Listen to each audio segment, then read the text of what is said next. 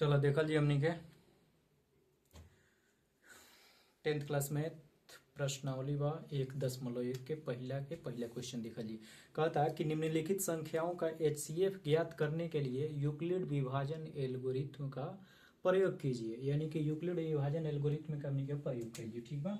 तो सबसे पहले हमनी के कहिए कि यूक्लिड विभाजन हमनी के जानते हैं कि ये बराबर का होला BQ प्लस आर। BQ प्लस आर। अब हमनी के कहा बाटे कि यूक्लिड विभाजन प्रमेयिका के प्रयोग करके एचसीएफ ज्ञात कीजिए। यानी कि हाईएस्ट कॉमन फैक्टर है दोनों संख्या में देखल जी कि ज्यादा से ज्यादा कौन ऐसा संख्या बा कि जो दोनों से का हो जाए विभाज्य हो जाए। ठीक बा। दोनों में कॉमन का बा, कॉमन फैक्टर का बा। तो देखल जी हिने रफ कर दिया जी। इस साइड में का कर जी रफ कर जी।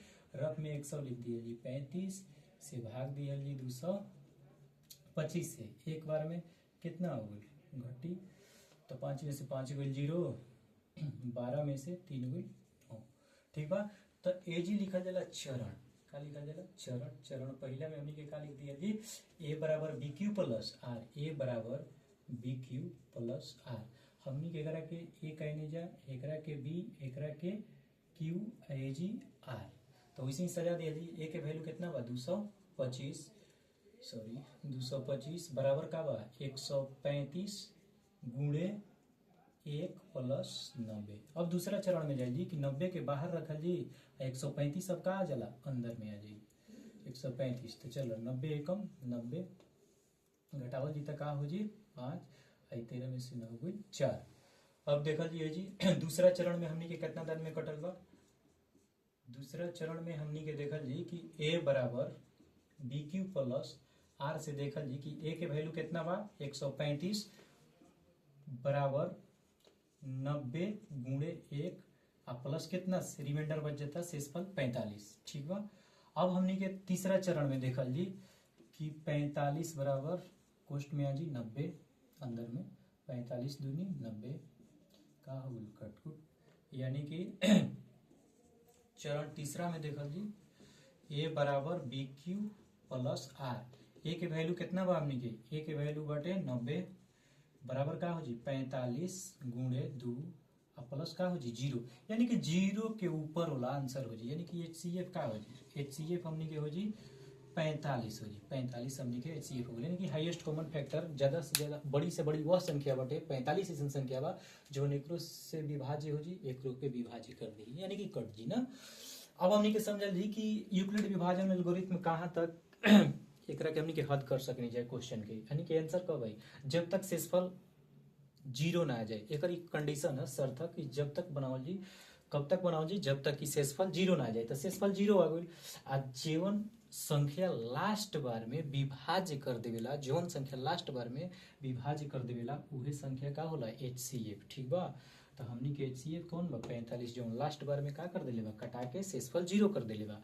अब हमनी के दूसरा देखा जी। दूसरा में कहत ताटे दूसरा का बा दूसरा एजी देख लिया जी। ठीक बा।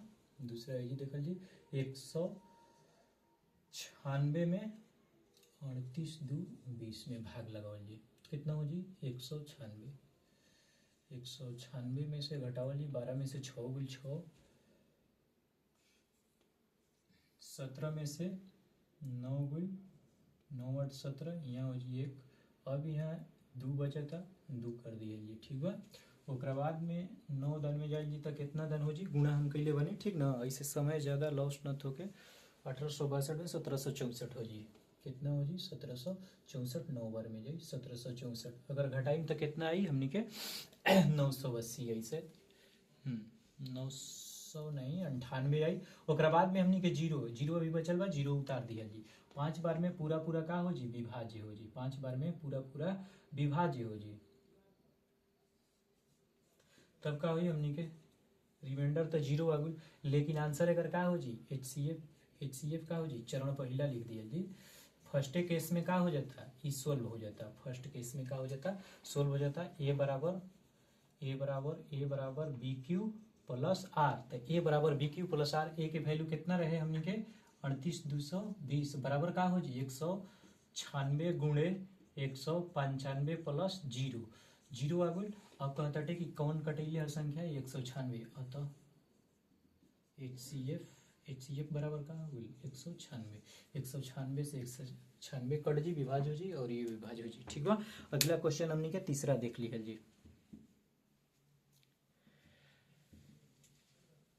तीसरा क्वेश्चन का बा, एक रकम मिटा देते हैं। चलो तीसरा क्वेश्चन देखल जी फटाफट। तीसरा क्वेश्चन का कहता है कि हमनी के तीसरा क्वेश्चन ही है ना, यानी कि एन रफ कर दिया जी 255 में भाग लगा दिया जी 867 धन में।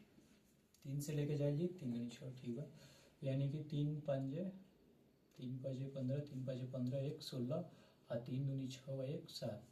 घटावा जी तक कितना हो जी 2 हो गई। यहाँ पर जी का हो गई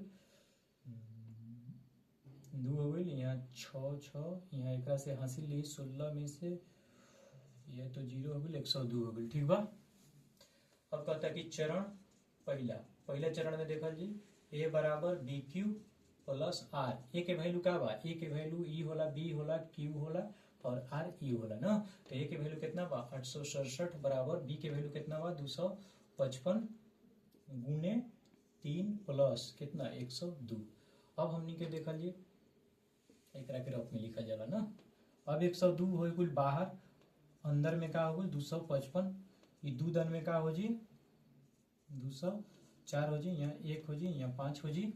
अब चरण दूसरा में देखा जी शेषफल एक बच गई ना। तो दूसरा चरण ए बराबर का बी क्यू प्लस आर। ए के वैल्यू कितना हो गई 255 बराबर का हो जी 102 गुणे 2 और प्लस आर के वैल्यू कितना बा 51। अब 51 बाहर हो जी 102 का हो जी अंदर। तो 102 2 दन में का हो जी 51 दूना 102 होला। अब देखल जी कि 102 ठीक बा कट गई। यानी कि चरण तीसरा में जाए जी चरण 3 में। चरण 3 में का हो जी ए बराबर बी क्यू प्लस आर। तो एक में देखा तो नहीं कि ए के वैल्यू कितना बा 102 बा, बी के वैल्यू कितना बा 51 गुणे 2 प्लस का हो गई 0। यानी कि 0 के ऊपर हमने के HCF हो जी। यानी कि लास्ट संख्या कौन विभाज्य करेले 51 ना। अतः HCF हमने के का हो जी 51 हो जी। ठीक बा। अब देखल जी दूसरा क्वेश्चन।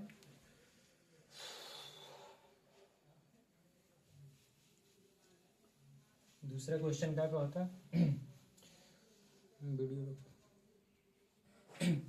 चलो दूसरा क्वेश्चन देखल जी कहता कि दर्शाइए कि कोई भी धनात्मक विषम पूर्णांक 6q प्लस 1 या 6q प्लस 3 या 6q प्लस 5 के रूप का होता है जहां q कोई पूर्णांक है। जहां q कोई पूर्णांक है। हमने के देखा कि कोई भी धनात्मक विषम पूर्णांक 6q प्लस 1 6q प्लस 3 या 6q प्लस 5 के रूप में होला। यानी कि कहे के मतलब है कि कोई भी संख्या यानी कि q कुछ भी होके 1 2 3 4 5 कुछ भी होके एक में a के वैल्यू नहीं दे, लेकिन हमने के दर्शावे के बाद हमने के कहां से दर्शावे के बाद हमने के यहाँ से दर्शावे के बाद कि शेषफल जब विषम आई तो हमने के जो पूर्णांक संख्या बा धनात्मक पूर्णांक बटे ये विषम संख्या हुई। कब? जब हमने के शेषफल विषम आई तब। एक के हमने के देखल जी स्टार्टिंग में मान लिया जी हमने के माना कि कोई धनात्मक पूर्णांक a हो तब a बराबर बी क्यू प्लस आर। ए बराबर बी क्यू प्लस आर। यानी कि हमने के पहले मान लिया जी कि हमने के a बराबर वैल्यू दिले बाद 6q प्लस 1। यानी कि हमनी के कहे का मतलब है कि बी क्यू प्लस आर होला का होला ए बराबर बी क्यू प्लस आर। यानी कि बी के जगह पर कितना दे दिला 6। क्यू कहता कि कोई भी पूर्णांक हो सकेला आर के वैल्यू पर 1। अब हमनी के बी बराबर का कह सकनी जा बी यानी कि भाजक के कहनी जा भाजक के वैल्यू कितना दे दिला 6। तो संभावित शेषफल का हो सकता संभावित शेषफल तो संभावित शेषफल का हो जी 0 हुई 1 हुई 2 हुई 3 हुई 4 हुई 5 हुई। अब एक अलावा कुछ ना हुई। कल हम थ्योरी में यही बतैले रही यूक्लिड विभाजन एल्गोरिथम में ए बराबर बी क्यू प्लस आर में कि बी के वैल्यू जौन आई हमनी के इहे देखल जी कि जौन बी के वैल्यू बटे ओकरा से जो भी शेषफल बची यानी कि आर के वैल्यू बची वो हमेशा एक कम बची भाजक से एक कम बची बी के वैल्यू से। हमेशा। तो 0 से लेके 5 तक बची, 6 ना बची। अब हमनी के देख दिया जी कि r बराबर 0 रखने पर, r बराबर 0 रखने पर तो हमनी के यूक्लिड विभाजन एल्गोरिथम कहला कि a बराबर bq प्लस r। आ b के वैल्यू हमनी के 6 देले बा, q के वैल्यू पर q रख दिया जी, r के वैल्यू पर 0, तो a बराबर का हो गई 6q, जोन की हमरा ना चाहिए। अब r बराबर का हो जी, r बराबर 1, तो a बराबर bq प्लस r, a के जगह पर a, b के जगह पर 6, q के जगह पर कुछ भी हो सकेला, पूर्णांक संख्या बा कोई भी पूर्णांक, r के जगह पर का 1, यानी कि एगो हमरा मिल गई। चलो अब दूसरा देखा जी, r बराबर कितना, r बराबर 2 रखने पर, तो r बराबर जब सम रखल जी, यानी कि रिमाइंडर जब सम जोड़ल जी तो सम हमनी के प्राप्त हुई पूर्णांक संख्या, आ जब हमनी के विषम जोड़ल जी तो का हुई विषम पूर्णांक हुई। ठीक बा, तो a बराबर bq प्लस r, b के जगह पर 6 आ q के जगह पर q रख दिया जी, q आ r के जगह पर 2।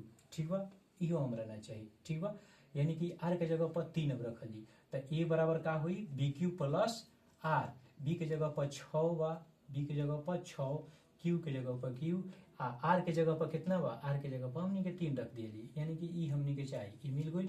r बराबर का अब रख दिया जी हमनी के 4 रख दिया जी, तो a बराबर का हो जी bq प्लस r, यानी कि एक b के वैल्यू पर 6, q के जगह पर q, आ 4 के जगह पर 4 रख दिया जी, जो हमनी के ना चाहिए। r बराबर का जब रखल जी 5, तो 5 रखने जा, तो a बराबर का हो गई bq प्लस r, a बराबर b के जगह पर 6 बा, q के जगह पर q, r के जगह पर कितना 5, यानी कि हमनी के 3 गो आ गई। तो अतः हमनी के जी स्टेटमेंट में लिख सके जा कि अतः किसी भी धनात्मक पूर्णांक, किसी भी धनात्मक पूर्णांक, किसी भी विषम धनात्मक पूर्णांक, किसी भी विषम धनात्मक पूर्णांक 6q प्लस 1, 6q प्लस 3 तथा 6q प्लस 5 के रूप में लिखा जा सकता है, लिखा जा सकता है। अगला 3 क्वेश्चन अगला वीडियो में जाए, वीडियो लंबा हुआ। ठीक बा, इसी बारी बारी से सब चैप्टर के सब क्वेश्चन जाए। ठीक बा।